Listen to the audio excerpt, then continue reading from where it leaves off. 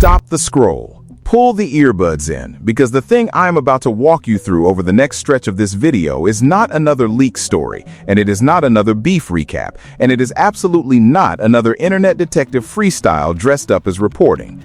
What I'm about to walk you through is something that the second it clicks in your head is going to permanently change the way you read every Kendrick Lamar headline, every Drake headline, every pgLang whisper, every TDE memo, and every OVO panic post for the rest of the year.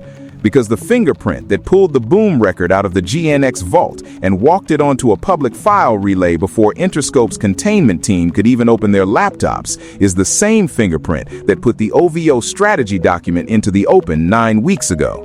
Same hand, same routine, same delivery method, same window of activity, same operator. And once you sit with that sentence for a full 90 seconds, the entire shape of this war rearranges itself in front of your eyes. This is not a coincidence. This is a career. A leaker does not surface twice on opposite sides of the same Kendrick Lamar versus Drake Cold War by accident. A leaker surfaces twice because they are not a leaker. They are an operator. They are a paid position inside a larger play. And the question that nobody on this side of hip-hop journalism has been brave enough or curious enough to ask out loud yet, the question that I am going to ask tonight, on the record, in front of every single person watching, is the only question that actually matters. Who is paying them? Who recruited them? Who is keeping them inside both buildings? And how close are we right now to a name, a real chair, a real human being whose login touched both the Kendrick Lamar vault and the Drake vault inside the same 90-day window? Because the name is coming. The name is already moving. And by the time we get to the back third of this breakdown, I am going to hand you a 21-day, 45-day, and 90-day forecast that I want you to screenshot and pin to the top of your camera roll, because every single beat of it is going to land. Not because I am guessing, because moles in this business always die the same way. They always get absorbed, and the absorption is already starting. Let us start with the boring part, because real intelligence work, the kind that the FBI taught its own field officers for 40 years, always starts in the boring part. Pattern. Kendrick Lamar's boom file, the Kendrick Lamar, JRock and Ray Vaughn collaboration that should never have left the GNX session vault in this lifetime, first hit the wild on a Tuesday night between roughly 11:42 p.m. and 12:08 a.m. Eastern Time. 26 minutes from drop to first re-upload. 26. That is the speed of a leaker who already knew the file was coming and already had the mirror chain pre-warmed. That is not panic upload. That is a rehearsal that has been run before. Now hold that timing in your head, because 9 weeks earlier, the OVO strategy document, the internal Iceman rollout planning grid that briefly surfaced inside pgLang's orbit and triggered the closed-door scramble that Drake's camp has still not publicly acknowledged, hit the wild on a Tuesday night between roughly 11:51 p.m. and 12:14 a.m. Eastern Time. 23 minutes from drop to first re-upload. Same day of the week, same window of the night, same gap between drop and mirror, same platform of origin. Both files first appeared on a tertiary file sharing relay that in the entire major label hip-hop ecosystem gets used by maybe 4 working human beings. That is not the behavior of 2 leakers. That is the behavior of 1 leaker with a routine. People do not understand how rare this kind of fingerprint is. In real counterintelligence work, you do not catch the leaker because they sneeze in front of a camera. You catch the leaker because human beings, even careful human beings, develop routines. They use the same upload window because that is the window where their day job lets them disappear from the building. They use the same relay because that is the relay where they already have a clean account. They use the same upload to mirror handoff because that is the handoff that their prepaid contact on the other end is waiting for. The routine is the fingerprint.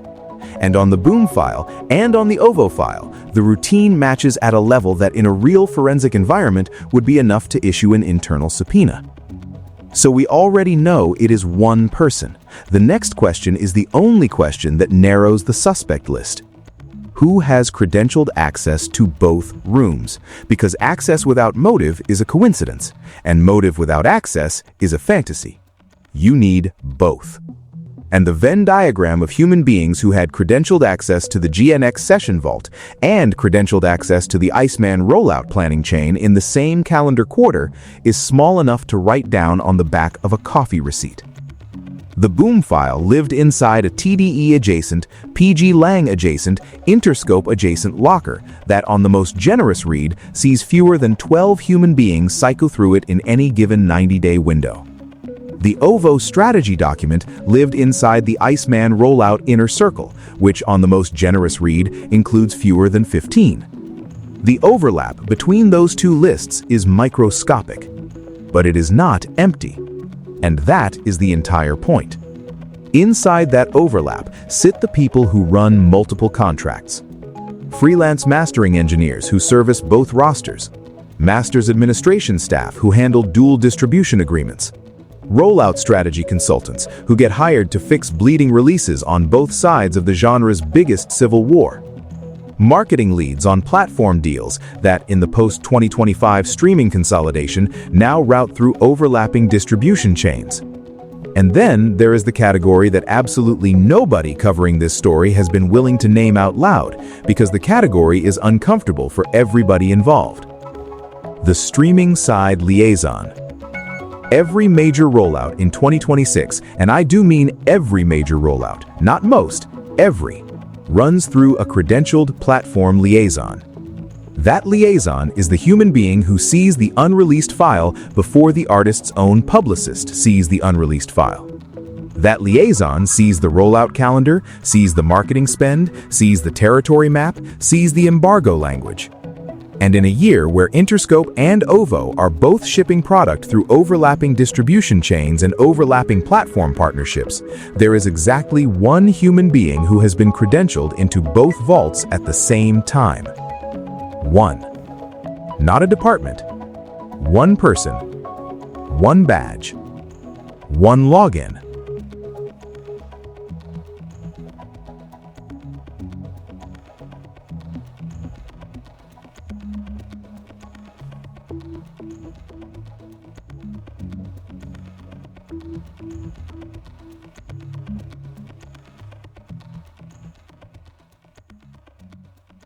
And the person who plugged the previous hole, the person who quietly warned the principals that the next leak might be coming, the person who already has relationships on both sides of the war becomes indispensable.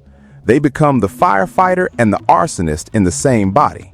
They get pulled into more rooms, not fewer. They get more access, not less. And every time the leak count goes up, their position inside the org chart goes up with it. That is how a broker survives a leak war. They do not run from the building, they make the building need them. They make themselves the only fluent translator in a room full of paranoid principals. They become the person you cannot fire, because firing them means admitting on paper that the leak was an inside job. And once you are that person, you can move sideways into any consultancy, any platform role, any A&R slot you want, because the buildings on both sides of the war now have a vested interest in keeping you quiet, keeping you paid, and keeping you exactly where you are. And on this specific axis, between OVO's collapsing rollout discipline and Interscope's tightening protective grip, the broker job, the indispensable fixer job, the guy who knows where the bodies are job, is the single most valuable position in hip-hop right now. There is more leverage inside that chair than there is on the entire Iceman track list. There is more leverage inside that chair than there is on the entire GNX vault. Which is exactly why Punch said what Punch said, and which is exactly why Drake's camp did what Drake's camp did, and which is exactly why both of those moves on opposite sides of the war are actually the same move. Two principles, two cities, two different public postures, one identical internal protocol. When two camps that hate each other instinctively reach for the same containment playbook within the same 9-week window, that is not a coincidence and that is not a vibe. That is two camps responding to the same underlying threat actor, even if neither of them has said the threat actor's name out loud yet. Let us talk about Punch first. Punch's public flair on the record, the line about leaks destroying every great idea, was not Punch venting. That was Punch lighting a runway. TDE principles do not flare in public unless internal channels have already failed.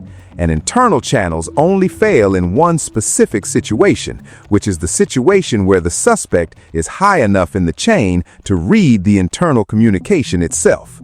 When the leaker can see your Slack, when the leaker can see your group thread, when the leaker can see the email chain that names them as the suspect, you cannot move on them through the building. You have to move on them outside the building, which is exactly what Punch is doing. Punch is not telling the building. Punch is going around the building. Punch is talking past the org chart directly to a smaller circle. And the only reason a TDE principal goes around his own org chart is because the org chart has been compromised at a level above the org chart. Now look at the mirror image on the Drake side, because the OVO move is the exact same move with a different uniform on. Drake's camp did not call internal IT to forensic the OVO strategy doc leak. Drake's camp did not lean on the standing legal team. Drake's camp, the same Drake camp that historically leans inward when anything sensitive surfaces, brought in an outside forensic firm. External, outside the building, outside the standing relationships, outside the people who already have access to the rooms. External means the inside is suspected. External means the firewall has been redrawn around a circle smaller than the official org chart. And on both sides of this war, on the TDE Interscope side and on the OVO Iceman side, the firewall has been redrawn around the same approximate number of people, 12 and 15. Almost identical. Almost mirror, because the suspect overlaps, because the same name appears on both shortlists, because there is, somewhere in this town, a single human being who is staring at two parallel internal investigations, one inside the Kendrick Lamar camp, one inside the Drake camp, from inside both of them at the same time. That is the part nobody has said out loud yet, until tonight. The trade press has not said it, the fan accounts have not said it, the big Drake side podcasts have not said it, the Kendrick Lamar side podcasts have not said it, academics has not said it, and academics will not say it because saying it out loud would require admitting that the same broker who has been feeding him drips and crumbs for the last 2 cycles is the same broker whose fingerprint just got pulled off the GNX vault. And that is not a sentence academics can afford to put into the air. But I can, and I just did. So let us keep moving. And I will go further. I will go a lot further, because at this point, we are not talking about possibilities anymore. With Kendrick Lamar on one side and Drake on the other, we are not theorizing. We are talking about a clock. And I want to hand you the clock. Within 21 days from the night Boom hit the wild, one of the two camps, and my read is the Kendrick Lamar Interscope side moves first because Interscope's protective protocols are more disciplined than OVO's protective protocols in any given quarter, is going to quietly terminate a credentialed liaison. There will be no announcement, there will be no statement. The first sign will be a removed badge, a pulled login, a quiet handoff of a working slate to a different name. The trade press will not catch it for a week. The fan internet will not catch it for a month. But it will happen, and it will happen inside the 21-day window, because once a leaker leaves a routine fingerprint of this quality on a high-priority file, the internal firewall does not have the option of waiting. Within 45 days of the Kendrick Lamar Boom leak, the same name is going to surface inside a non-disclosure dispute. The filing will appear in either California or Ontario civil court, depending on which jurisdiction the original employment paperwork hits hardest. The case will be listed under initials, not a full name, which is the standard maneuver for NDA litigation involving a credentialed individual whose identity is still under industry-side investigation.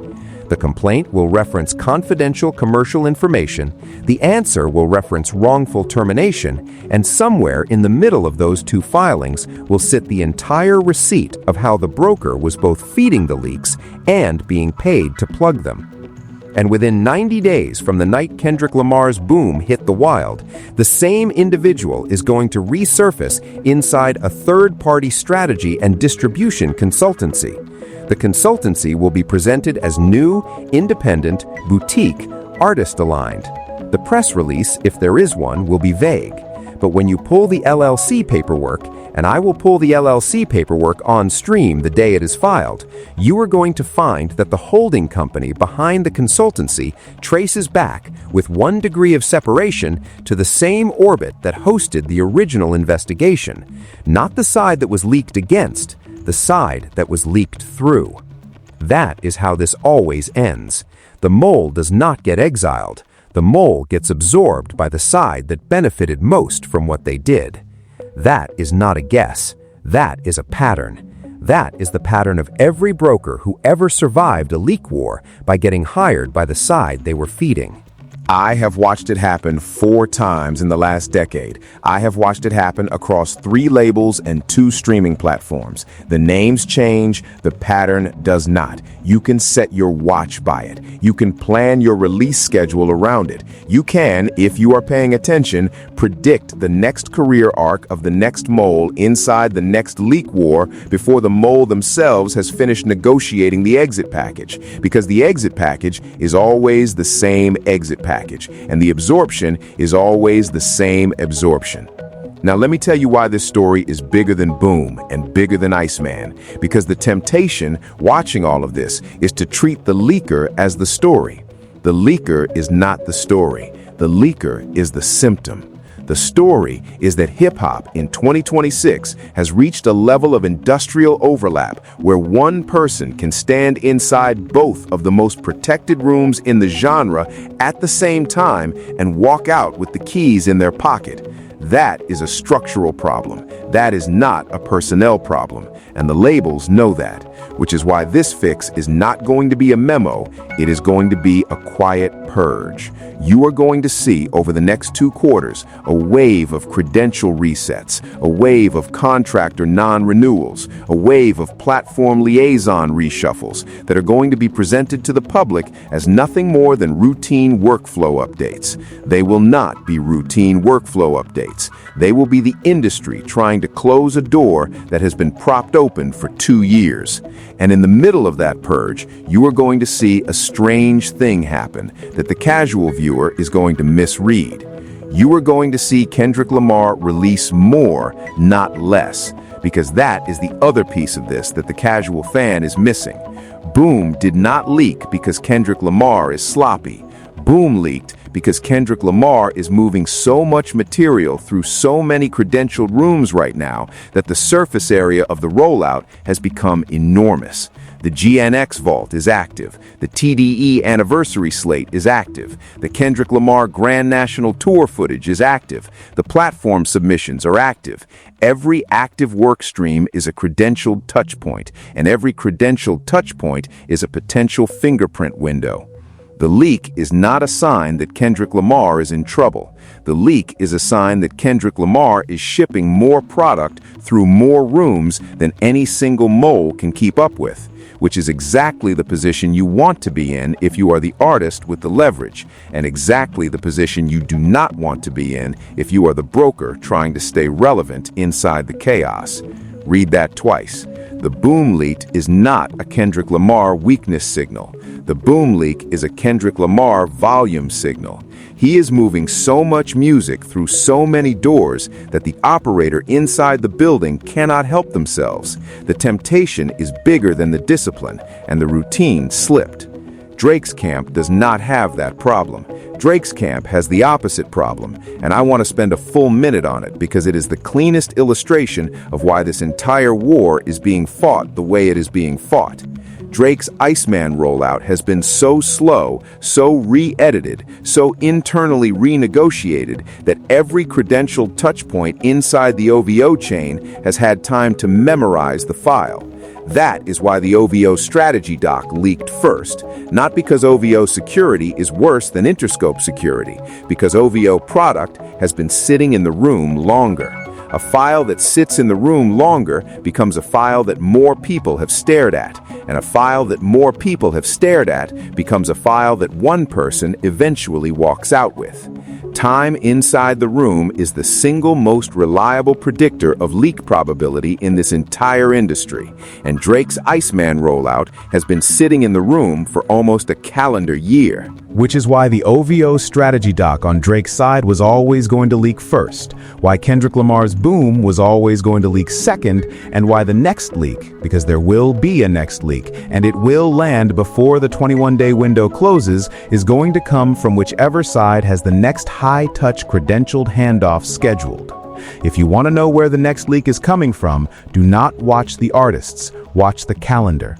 The calendar is the map, the handoff is the door, and the operator already knows which Tuesday they are aiming at. So we have two camps, Kendrick Lamar's camp and Drake's camp. Two rooms, one operator, one window, one routine, one absorption pattern, and one clock that from the night boom hit the wild is now 21 days, 45 days, and 90 days deep. 3 dominoes, 3 dates, 3 filings that are already drafted on somebody's laptop, just waiting for the right Tuesday night to be released into the world the same way the original leaks were released into the world. Quietly, surgically, and on a routine. That is the shape of this. That is what I want you to sit with. And before I let you go, because I know you are going to ask, here is the comment section question, the one I want you to actually answer underneath this video, because I am reading every single comment on this one, and so is somebody inside the building, and the building is paying attention to what the audience already sees. Which of the 5 roles is the operator? Is it the mastering engineer who services both rosters and has access to both stems? Is it the credentialed platform liaison who sees both unreleased files and both rollout calendars?